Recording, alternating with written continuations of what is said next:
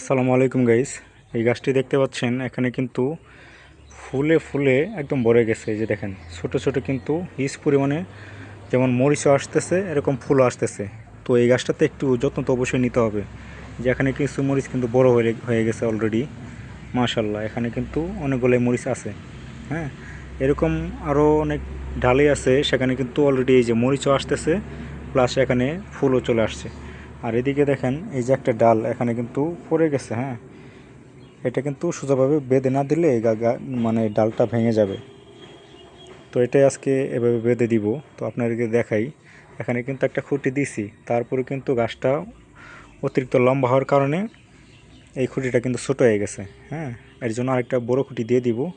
তো চলুন আপনাদেরকে দেখাই। তো এখানে ছোট একটা খুঁটি দেওয়া আছে অলরেডি।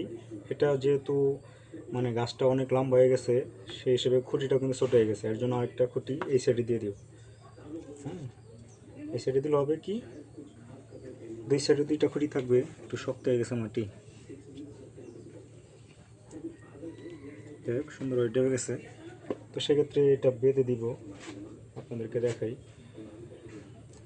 এই মাছ বরাবর সুন্দরভাবে বেঁধে দিব।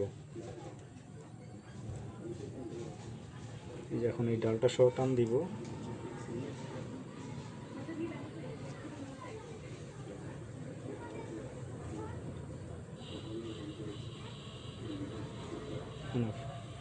এখন আর গাছটা কিন্তু আর ফেলে পড়বে না। হ্যাঁ, এই যে খুঁটি দিয়ে দিলাম, খুঁটি দেওয়ার পর কিন্তু গাছটা অনেকেই স্ট্রং থাকবে। যদি ভিডিওটি ভালো লাগে অবশ্যই লাইক কমেন্ট শেয়ার করবেন এবং কি চ্যানেলটি সাবস্ক্রাইব করবেন। ধন্যবাদ সবাইকে।